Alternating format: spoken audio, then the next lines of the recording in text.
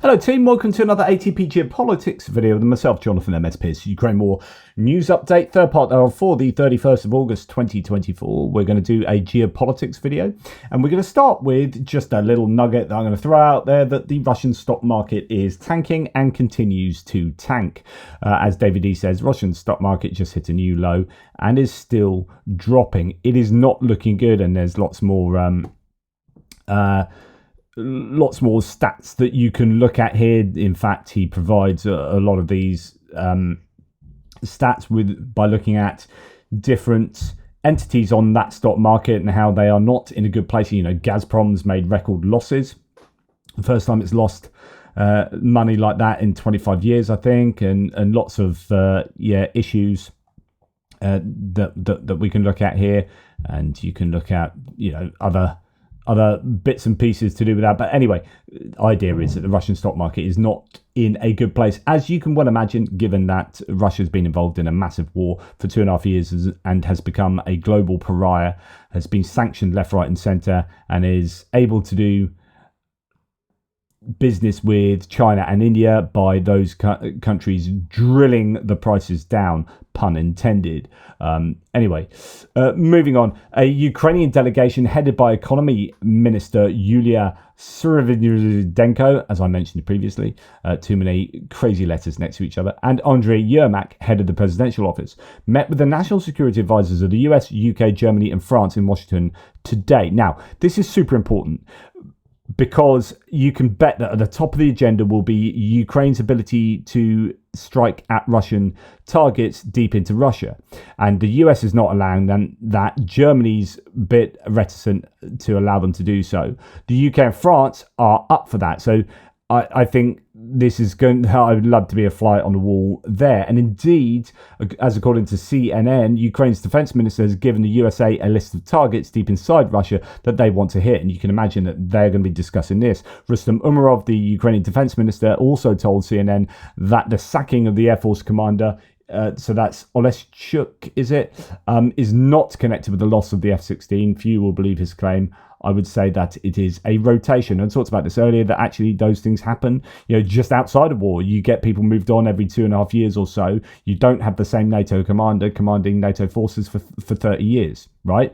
Every couple of years, 2, 3, 4 years, you rotate those people on. So 2.5 years into a war, you would expect people to be rotated. You expect people to be moved aside, fresh ideas to come in. So don't worry too much about people being moved aside. And I think that's also the case for someone like Zelensky. You know, it's not the end of the world. And you'd imagine Syrskyi will last a few years. If this war goes on for 10 years, right, then Syrskyi's not going to be there at the end of that time. In fact, you know, well, anyway, I don't want to go down the political route there. The issue is when these selections become overtly political and they are political favourites. So decisions are getting made out of not quite nepotism, but favouritism as opposed to merit.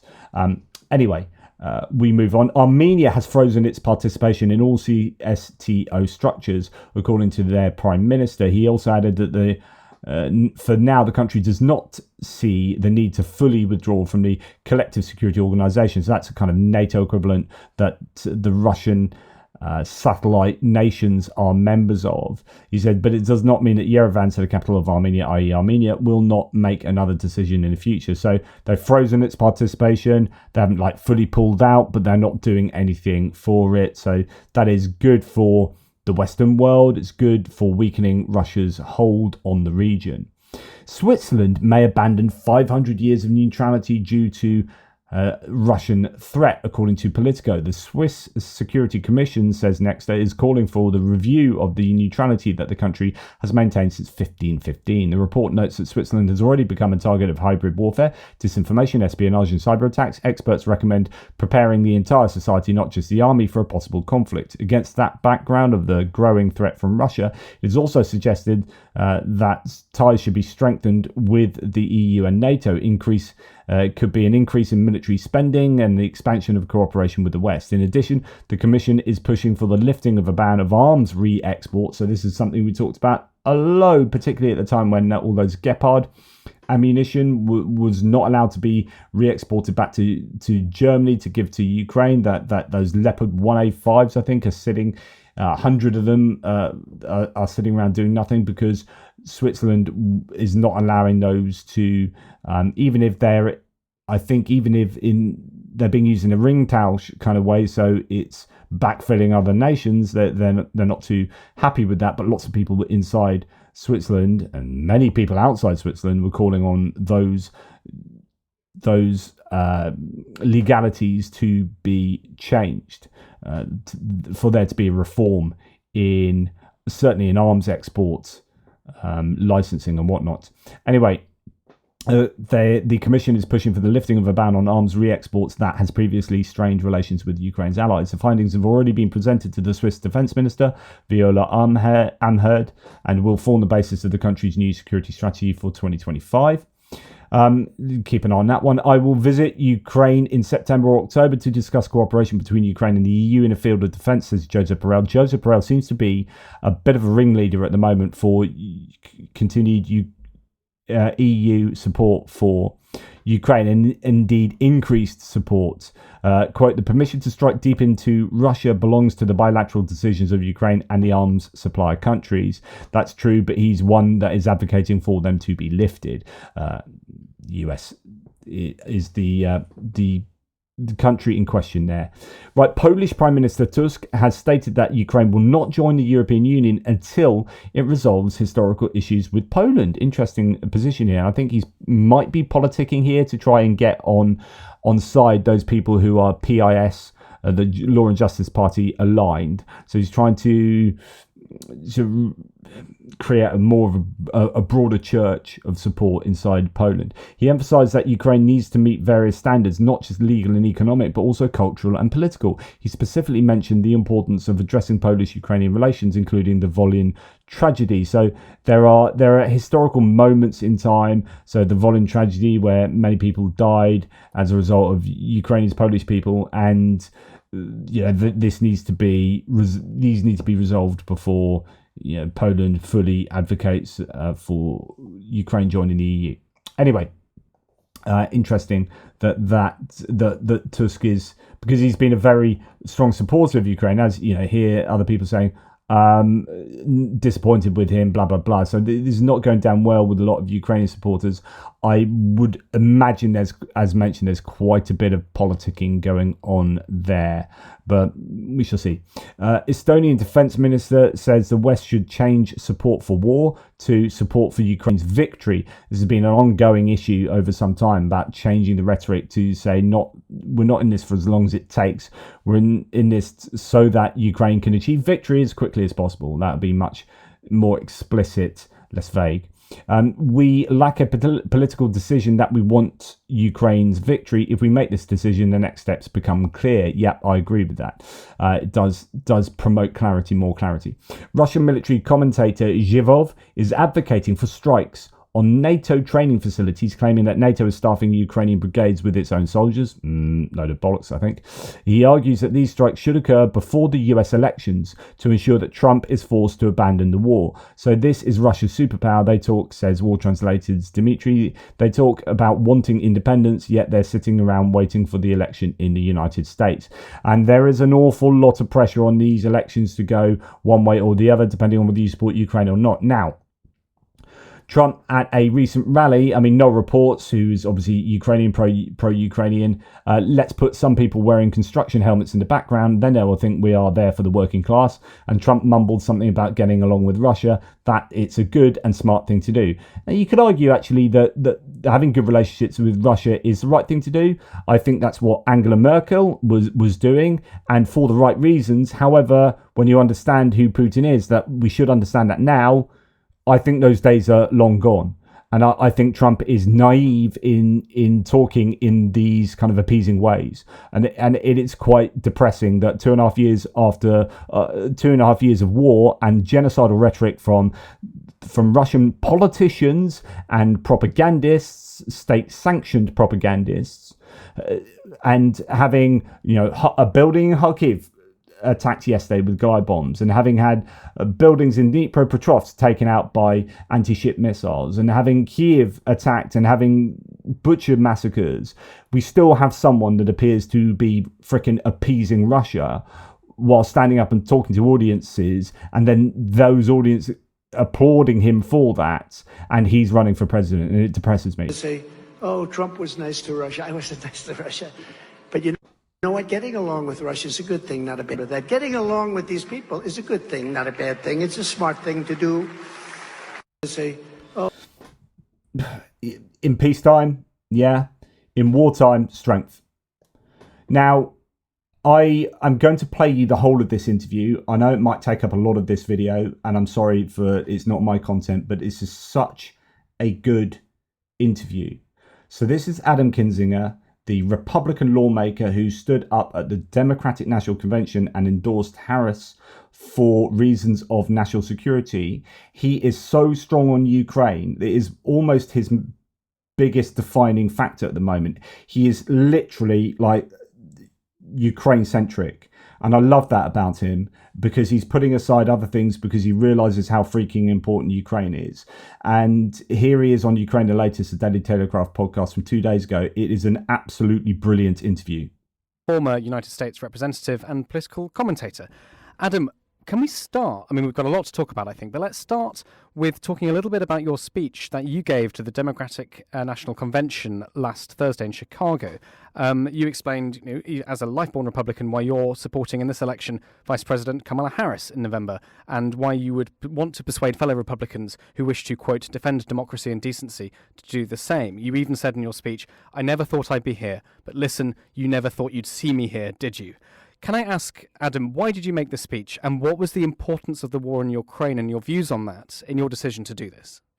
Yeah, first off, it's great to be with you guys, and congrats on all the great accolades you've gotten since the last time I was on. I will take credit for that's why you got the accolades, but you guys are doing a great job, and I rely on you guys every day, so thank you. Look, it was very easy for me to make the decision. I mean, yes, it's rare, it's weird, and as it is within any democracy, to in essence kind of turn against your party is not something that happens often, because that becomes like a political, not just a political, it becomes an identity, right? You talk to anybody in the United States, or almost anybody, and they'll tell you they're a Republican or a Democrat, and that becomes part of how you see yourself, which is actually a huge problem. But the thing that made make the decision is it's two things. Number one, I just believe the damage, personally, that has been done to our ability to self-govern by Donald Trump is incalculable. I mean, look, the basic thing you need for self-governance, whether you're a parliamentary system, a system like ours, or anything, is people have to know they can go vote. That vote is going to count, and the winner's going to win, and the loser's going to lose. That's it, right? That's your basically share of democracy, if you will.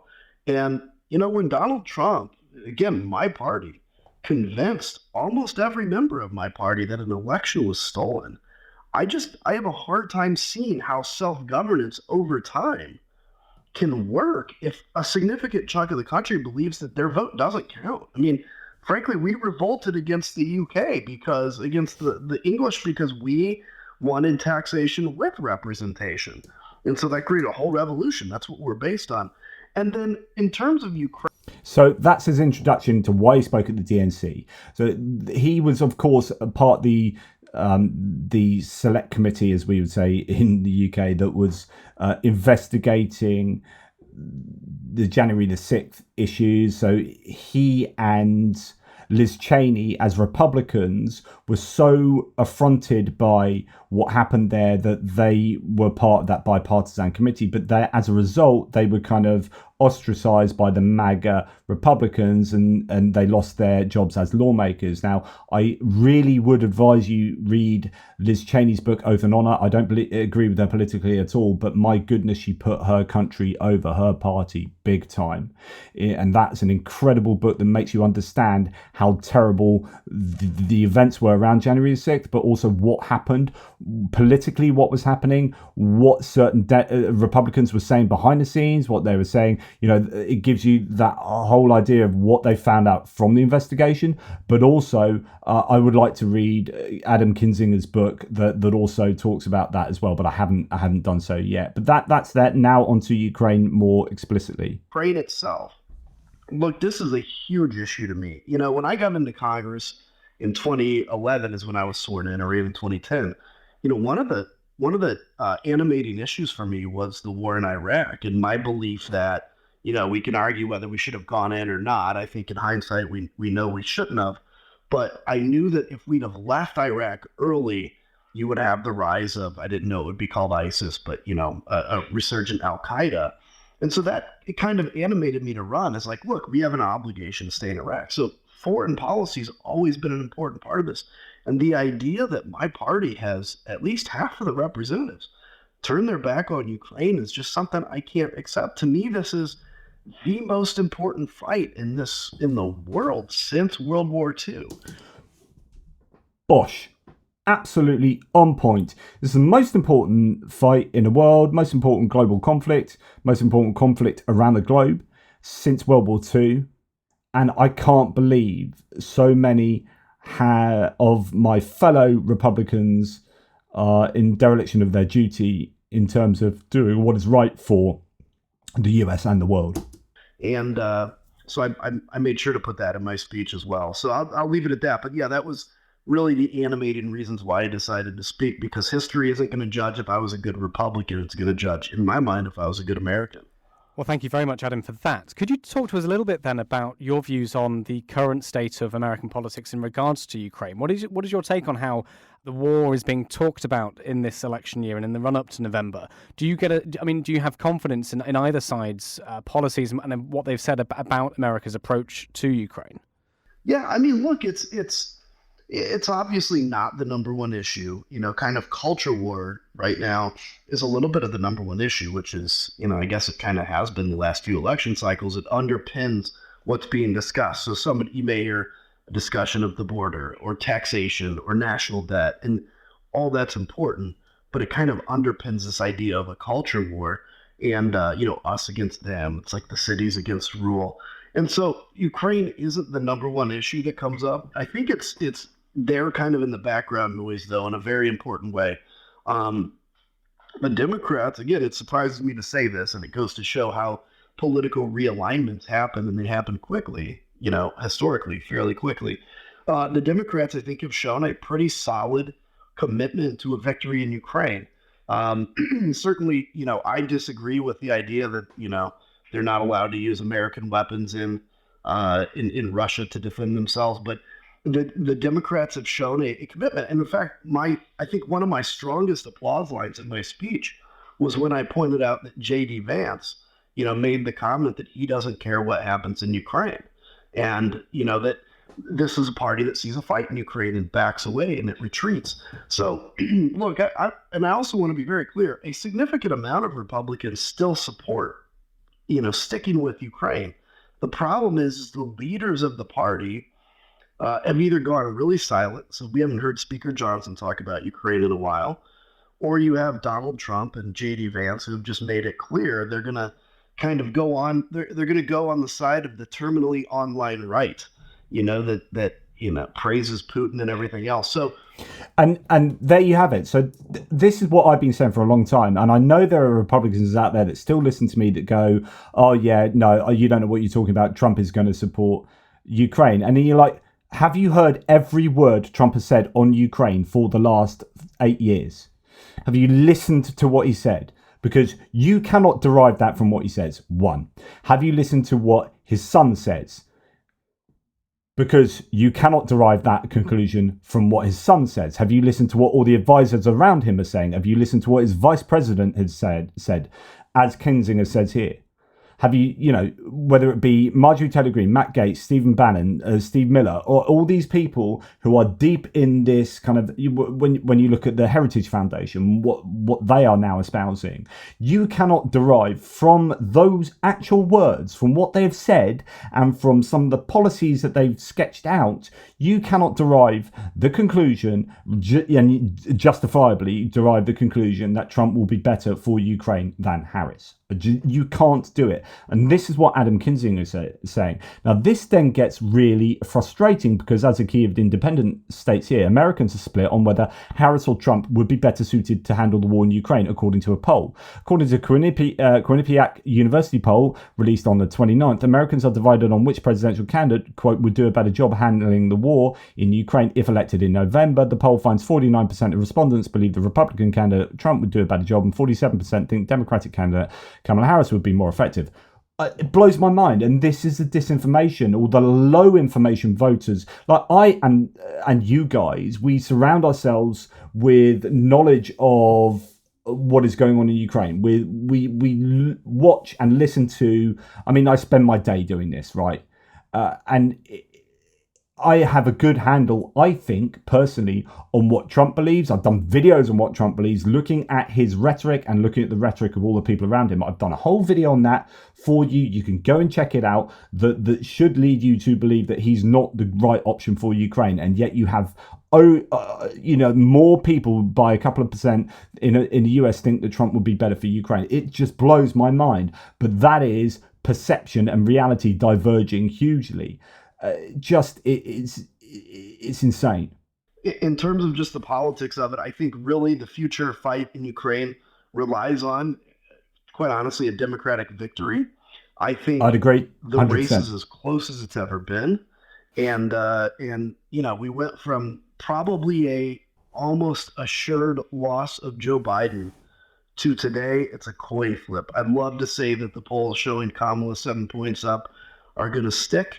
I think it's pretty much a tied race. And I do think America's kind of future with or without Ukraine is going to depend a lot on what happens in November. We know that our listenership in the United States... And I would absolutely agree with that. I think for a Republican who is that driven, like he is basically... He will go to whichever party it seems is going to be better for foreign policy. Right, and national security and international security, and that he is going to the Democrats. Yes, you can talk about like the whole January the 6th thing, and democracy is obviously super important to him. But I think he's genuinely driven by. He's a veteran himself. He's driven by international, foreign diplomacy and so on and so forth. And that he is saying, yeah, the Democrats are the ones for me. That's why I've gone and spoken at the DNC. I think is really telling. Is a mix of people who support Democrats, people who support the Republicans, but lots of them, they all listen to us. And thank you very much. I am certain we will get quite a few emails in from people who identify as Republicans who say, actually, we do support Ukraine. We are doing a lot. And they might say something like, we haven't had to leave the party to be able to do that. What would you say to people who might think like that? Well, to an extent, I agree, which is, and I've tried to say this to people that, are still call themselves Republicans and maybe have disagreements with Donald Trump or Ukraine policy is like, okay, I get it. If you're going to stay with the party, if that is going to be maybe foreign policy, maybe Ukraine isn't your number one animating issue like it is for me. I understand that. But then fight really hard within the party. And that's a problem is that some people say, yeah, I'm really strong for Ukraine, but I'm either going to compartmentalize that and keep supporting the Republicans for all these other reasons, knowing that they won't be big on Ukraine. Yeah, I think that's probably quite rare. What people more likely do is gerrymander their own mental thought processes to contort this scenario whereby they conclude that Trump is going to be better for Ukraine. Okay, well, whichever one of those Republicans you are that remains a Republican and supporting Trump, you need to shout about Ukraine more. And this is a really good point. So this applies to you guys out there who are Republicans who, and I'm sure you are doing this, right? That's why you're here watching me still, because this is still really important for you. Be noisy within the party.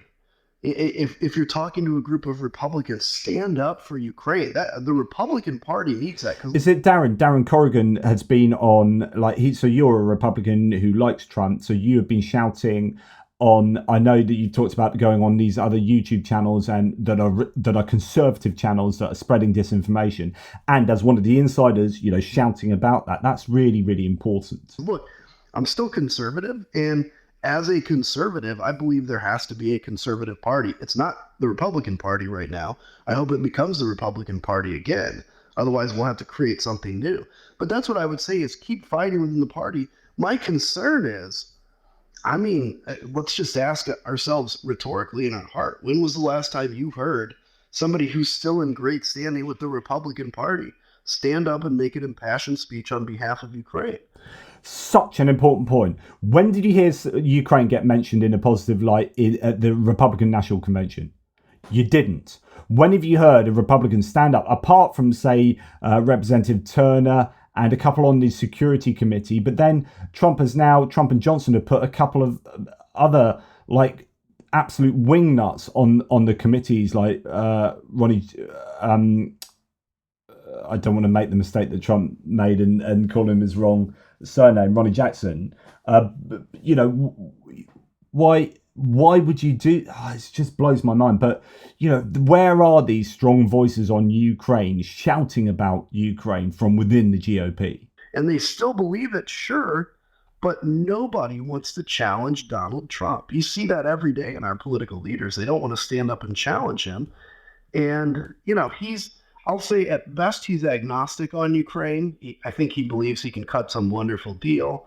But J.D. Vance has literally said, I don't care what happens in Ukraine. To me, I can't imagine wanting to be vice president and saying, I don't care what happens in Ukraine, or Zimbabwe for that matter, or Haiti, or any country in the world.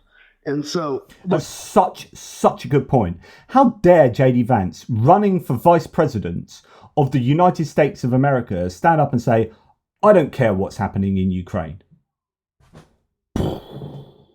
Okay, might have said that before he was made VP nominee, but still, it's just, I think, really revealing of who J.D. Vance is for a start, but also the direction the GOP is going in. Look, I would say this to my fellow Republicans is, if you're going to stay in the party, great. I understand it. I understand how. It took me years to kind of be able to break away from, to challenge so openly. But then I would encourage you to continue to please fight for the idea of Ukraine within the GOP, because it certainly needs that. Just one more question from me, Adam, before I hand over to Dom. I mean, again, the same sort of question, really. Obviously, Europeans and Ukraine, including Ukrainians, will be looking at the election in November as it approaches with a large amount of trepidation. As you said, it's kind of on a coin toss what may happen. What would you say to America's allies and friends in the European continent worried about what might happen in November? Well, I used to be able to say, when I take all these meetings and for 12 years as a congressman, I'm like, don't worry. There's all this internal stuff that goes on here that you see about because everybody pays attention to American politics. But in the end, we always do the right thing. I still generally believe that. I do worry. Honestly, I do worry. What if Donald Trump wins? I think if he does win, and so this is what I would say to my Ukrainian friends and everybody in Europe, if Donald Trump does win, don't just throw in the towel. There is a chance that we can appeal to his desire to cut a deal where at least we can, continue some sort of friendship with Ukraine, or to an extent shame him into who Vladimir Putin is and his closeness with him. But yeah, there's no doubt it's going to be a delineating point in November about what is American foreign policy in Ukraine. And what I continue to say to my European friends, particularly the Germans right now, because I'm German ethnically. My family came to the United States in 1850, something from Germany.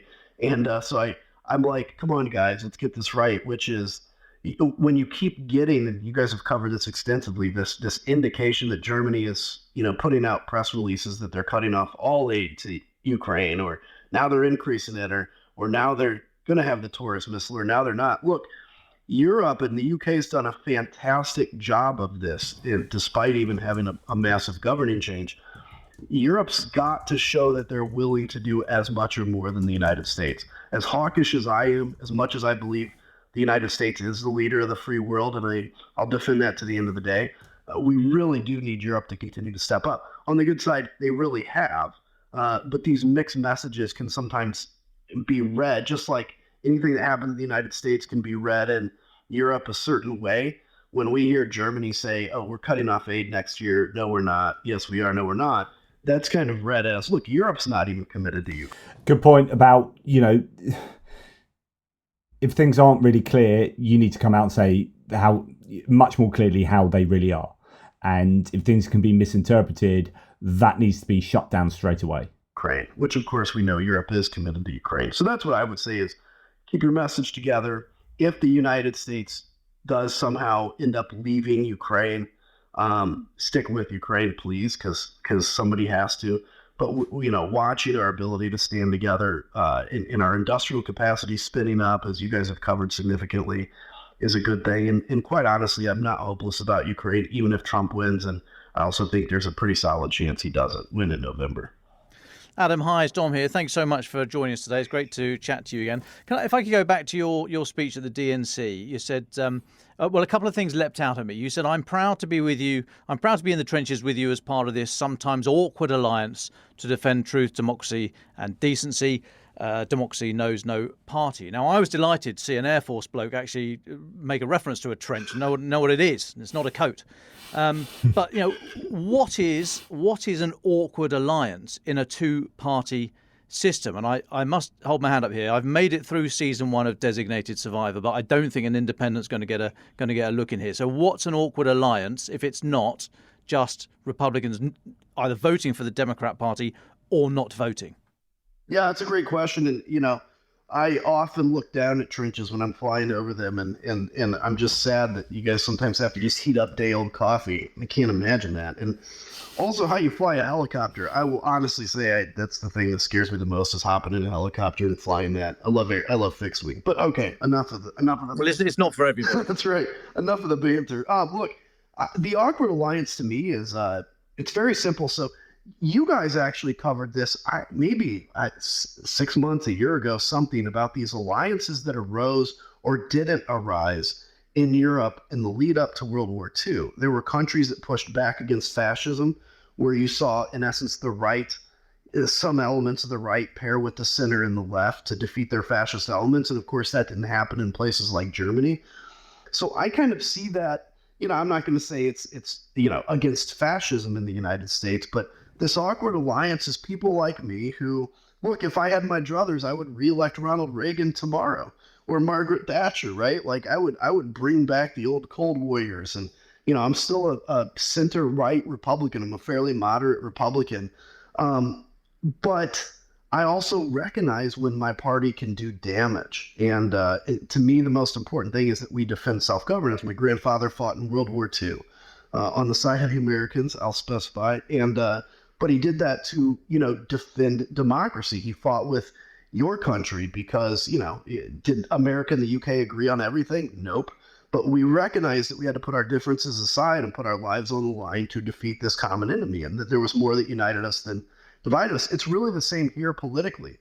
I take somebody on the left. Yes, we have disagreements on policy, but we're proud Americans. And that's why I mentioned that in my speech. I said the Democrats are as patriotic as we are, because we sometimes talk each other down and like, oh, they hate America or they don't. And so it's putting aside, like, yes. Kamala Harris in a CNN interview the other night said that she would be considering putting in a Republican into her cabinet. And lots of people talking about, who might that be? Could Adam Kinzinger get a kind of defense job? It might well be an infrastructure sort of transport person position rather than defense. But, you never know. Yes, we're going to have differences in tax policy. Guess what? We've had differences in tax policy for 100 years. We're going to have it for the next 100 years. We're going to have differences on, whatever hot button issue that is. But in the near term, so let's use another army analogy. I'm sitting in a trench in Ukraine. 20 meters off is one enemy. 5 meters off is another enemy. Who's all my focus going to be on? It's going to be on the 5-meter target. Once we can save ourselves from that 5-meter target, we can go back to focusing further out. And the 5-meter target to me is just this real threat to democracy. I mean, again, if you convince a third to half of the country that the election process doesn't even work, like, I don't know how a democracy survives that more than a few elections, because people are going to feel unrepresented.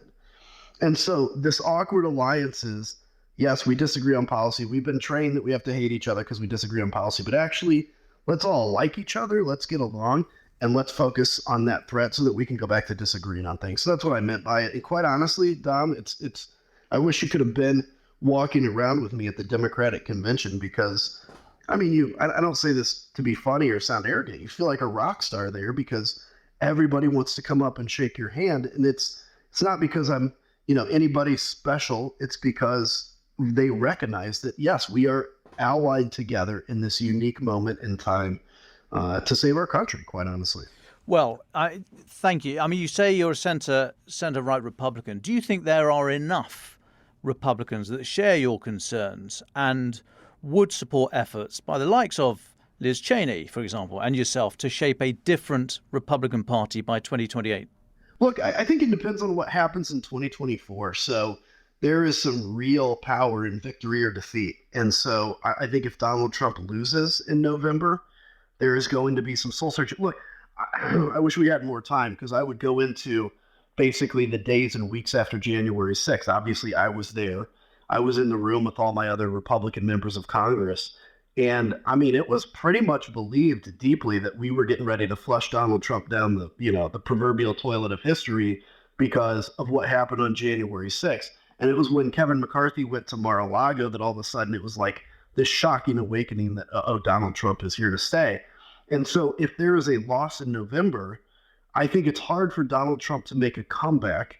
The question is, does the party generally say, okay, look, we've lost every election cycle for the last 6 years, basically. It's time to figure out how to win more people instead of just, being angrier and angrier? Or does, J.D. Vance or Vivek Ramaswamy take the Trump method and basically implement it? I tend to believe there's going to be a slow awakening in the party if Donald Trump wins. There will be an open warfare, as there kind of has been in the party, for the sane right versus the kind of far right. And so the question is, it depends. I think today, if Donald Trump was out of the picture and you put like the me and Liz Cheney faction up against the kind of angry Republican faction, probably 25% would come with us, maybe 30, 70% would go with the angry faction. But I think that's a tenuous hold. So look, I'll say this, Dom, if the party continues in this angry direction, I think more than another election cycle, I do think there is a possibility. It's really hard in this country, but it's doable because, what is it? The Bible says, if nobody worships God, the rocks will cry out. And that's the situation in politics. If you feel unrepresented for long enough, you're going to take that into your own hands, and there will be a new party that pops up that is conservative, that will challenge the right. That's my belief. And it'd be interesting if that actually happens. There's been a lot of talk of this, whether the GOP will split in two, given the kind of MAGA positioning and then the more traditional moderate positioning. But, I've been wrong before. We all have, and we'll be again. But so if that was a model that doesn't really sit well today, let me lob another one at you. So the best president the US never had, Jed Bartlett. It took me 4 episodes to get used to the West Wing dialogue. It was just so Brilliant. fast. But they managed to, in the writing there, they managed to get us over there. It wasn't jumping the shark. They managed to get us over this conceit that there was a Democrat president with a Republican vice president. They played the tensions out brilliantly. What do you think it would take for a Republican to serve as a vice president to a Democrat president? Look, I love the theory of it, and it would probably take the Lord Jesus and, I'll let everybody to come down united and demand that this happen, because I think, and here's the problem with it, because again, I as the writing suggests, as you mentioned, it would be amazing and it would feel like a very healing thing. But then you always have the question, okay, let's say you have a Democratic president and then you have a vice president and then who's a Republican. Like all of a sudden, the Democrats would be feeding that Democratic president as many vitamins and vitamin IVs and NAD infusions as physically possible to make sure that the vice president never becomes president. I think in a really divided time, it's possible. I actually think there was a chance something like that could have happened this time. But again, I think at this moment, we are just so we've been programmed. We're plugged into the matrix. Let's use some media references. We're plugged in the matrix to believe that there's only two sides to every issue, and they are all the most important issues ever. And, like abortion, there's only pro-life and pro-choice. There's not like 100 positions on abortion, which actually there are about 100 positions on abortion. So, yeah, I think it'd be tough, but I would love if it actually could happen. I do think it would be healing. It's just no side would actually want the other side to ever take power. And if the call were to come, I've watched enough telly to know that people keep saying I serve at the I serve at the request of the president or something. If it were to come, would you reluctantly allow your name to go forward? I don't think it would be too reluctant, but yeah, I would. I mean, look, I love being out of politics. The only thing I miss about Congress, and this is God's honest truth, the only thing I miss, not the 4 fundraisers a day, not the long nights, the only thing I miss is being able to be there right now for Ukraine. But I do miss politics in general. That says and I miss so much. serving, just not necessarily in the House. I did my time there. So yeah, if that call came in, I would look in the mirror and say some positive words to myself and put on my tri-cornered hat and walk out and serve this country once again. Brilliant. A straight answer from a politician. That's remarkable. Just finally for me, polls aside, which campaign do you think has a stronger digital and field organisation to get the vote out in the battleground states for this election? Oh, there's no doubt it's the Harris campaign. I just saw actually yesterday or something on somewhere, probably X, I'm sure. The Trump campaign has spent something like $21 million on digital. Harris has already spent close to $120 million. She's raised $500 or $600 million since it was announced she was the candidate. This is like a month or 5 weeks. It feels like a year ago, but it's not that long. Money obviously is very important. Unfortunately, in our politics, it's a huge problem.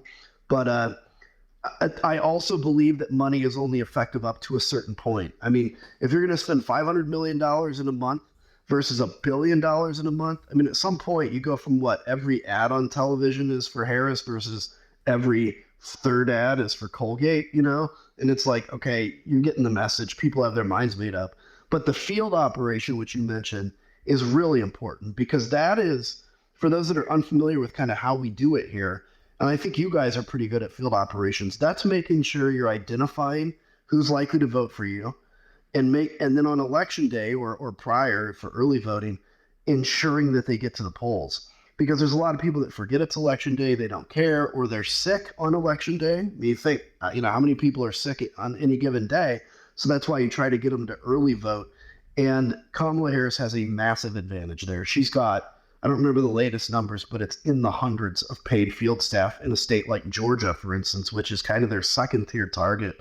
So she has the advantage here. Donald Trump, though, has shown, a real ability to sometimes go past or to sometimes violate what we would call like typical campaign rules to winning and still somehow win anyway. But there's no doubt the Harris campaign has a massive, massive advantage on that front. And his final thoughts podcast come a little bit later that are worth considering as well. Some of these other countries. So we're just on the wall concerning Ukraine. Sorry. And you did in any way in the way the world is moving and win. And sorry about this. Guest, would you like the very final thoughts? Yeah, thanks. And again, it's awesome to be with you guys. And I really, just from the bottom of my heart, want to say thanks for keeping this up because it really helps me and so many people, as you all know.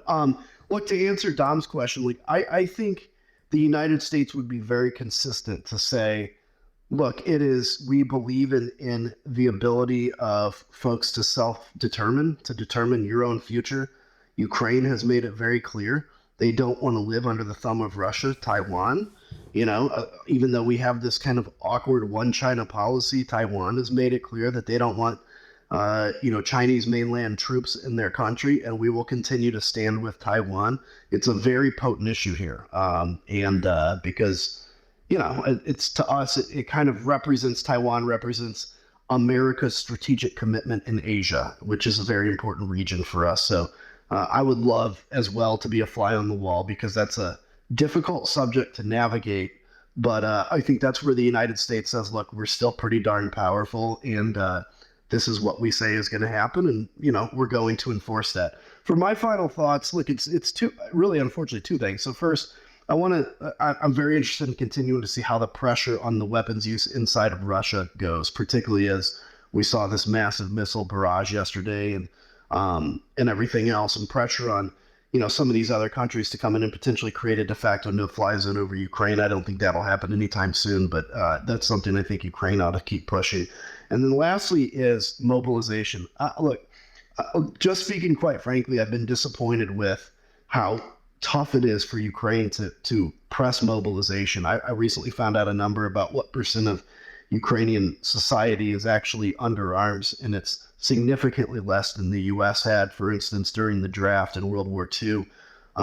Ukraine's got to get its draft in order, its mobilization in order. And unfortunately, that means drafting younger because they can only draft, I think right now it's 25 years old. I mean, in the United States, you're almost ineligible for the draft. After 25, it's like 18 to 26 or 27. So that's what I'm going to continue to watch, is to see if the Ukrainians can get their mobilization stuff straight, because I think that is the only thing really holding them back right now. And that's it for me. Over and out.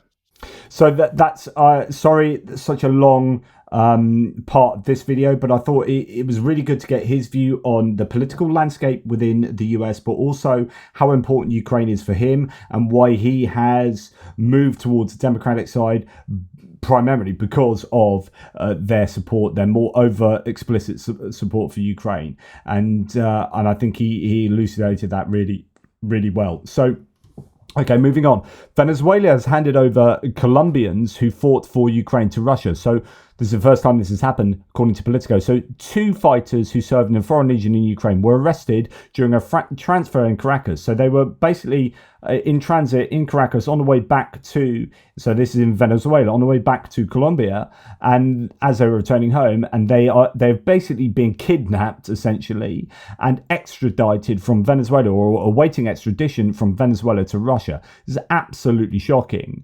Russian authorities detained 2 Colombian nationals who fought for Ukraine. According Russia's security service said on August the 30th, the 2 Colombian men were extradited from Venezuela after being detained by authorities during a layover in Caracas. So that actually they seem to have already be in Russia en route back home to Colombia. The extradition marks the first such case since the full-scale invasion began, and it's largely seen as a symbolic move as Venezuelan President Nicolas Maduro continues to underscore his close relationship with Moscow, bolstered by shared animosity towards the West. This is not going down very well at all. I was going to play you this excerpt there, but you get the idea.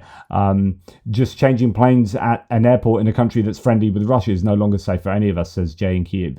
If you're merely criticizing Putin online, don't go to Hungary, Venezuela, China, South Africa, more. Really, really good point there. And then finally, just to let you know, Musk's X, so Twitter's been banned in Brazil after disinformation row. Just to let you know, because this is also concerning Telegram, there are all these people getting worried about how freedom of speech is being constrained by states that are getting involved with these providers, and how does this affect disinformation, the information we all get from online sources. This is actually at base Twitter not fulfilling the legal requirements of Brazil. So it is not so much about disinformation, it's about Twitter. So interestingly, there was a funny sort of meme about this, how Musk says, I am going to fulfill the legal requirements each of the country I'm in. Brazil says, can you do this for us? This is part of our law. And Musk says no. And you're like, okay, well, there you go. So this is now, we got to the case where Twitter has been banned, and it started with disinformation about certain people. It's also to do with their Twitter needing to give over certain, I think, documentation or anyway. Kyiv Independent says the arrest of Telegram CEO and co-founder Pavel Durov has sent ripples of panic and concern through Russia from online military commentators all the way up to the halls of the Kremlin itself. So you've got Pavel Durov, things still rumbling on. You've got Elon Musk and Twitter rumbling on. And he wanted to make, when he took over Twitter, he wanted to make Twitter like Telegram. So he wanted it very few employees, no moderation, blah, blah, blah, blah. The whole question is about platforms and Professor Paul Bernal here says it pretty well here. I think this is a really good, very short thread, so don't worry. Short thread on Twitter, X being banned in Brazil. Is it a free speech nightmare, or is it Musk getting his comeuppance for deliberately backing far-right misinformation that endangers Brazilian democracy? In short, it's both. Perhaps more importantly, it's representative of a newish trend in the regulation of the internet. See also the arrest of Durov in France and the EU's Digital Services Act and the UK's Online Safety Act. The idea in all these cases is to make platforms accountable for what happens on them. As an aside, so for example, like in a physical world, if you had like a shopping mall where loads of crime was taking place, loads of, I don't know, rapes, muggings, whatever was happening in that mall, and you were running that mall and you were doing absolutely nothing to stop that from happening, and you're saying, look, it's a free world, you can do what you like, and the crimes were taking place there, and the police came along and said, look, can you help us to stop these things happening? You went, no, nothing to do with us. I'm not going to help you. I'm not going to provide you with any CCTV or anything. And then the police go, okay, well then you are complicit in all the crap that's going on in there, and you're not doing anything to stop that going on in there, and there's crimes taking place. So we're now going to have to come down heavy on you as owning that shopping mall. That's an analogy that I think works fairly well for what's going on here. Yeah, it's the virtual world, but there are still crimes that are taking place. There's still awful lot of badness going on there, and if you're going to do nothing about that, then you are kind of complicit in that happening, and so this is the issue. So what do you do about that? So the idea in all these cases is to make platforms accountable for what happens on them. As an aside, even a label platform is loaded, as it suggests no responsibility for what appears, and then to make the owners and controllers of these platforms accountable themselves. This does threaten free speech, so that's important, like I said before. But when free speech as a right comes against other rights, how do you work out hierarchy of rights? That's what I keep saying. So yeah, free speech might be constrained, but it's for the greater good. So the question is whether the threat is justified given the damage to democracy that is taking place. Stifling free speech in itself damages democracy. It's a really difficult balance, and one that we've been skirting around for years. There's no easy answer. In some ways, the old Twitter found an effective, if messy, route through it. Musk is making a bollocks of it, which is why it's in legal trouble in many places. Finding a balance is bloody difficult, but having megalomaniacs in charge of platforms is pretty much guaranteed to make it impossible. Expect an even bigger mess. Expect more conflict. Expect more government action. Expect more anger. That this is just the start. And actually, as Chris Owicki says, some sensible points here. Basically, social media platforms need to be run by sensible people, not megalomaniacs with an ideological agenda and a point to prove. I don't know whether that can be applied to Pavel Durov, but it can certainly be applied to Musk, who takes over this free speech platform but has an agenda that is aligned in a very strong way in one direction, and anyone that goes against that gets their speech kind of curtailed and his speech is amplified. And so he's not a free speech advocate, he's an ideologue that wants his agenda platformed across the world. So, you know, it is difficult, it's messy, but having these kind of people in charge of free speech platforms is problematic. There you go. End of rant. Sorry for the long one on Adam Kinzinger, but I think it was really good. Take care. Speak soon. Toodle pips.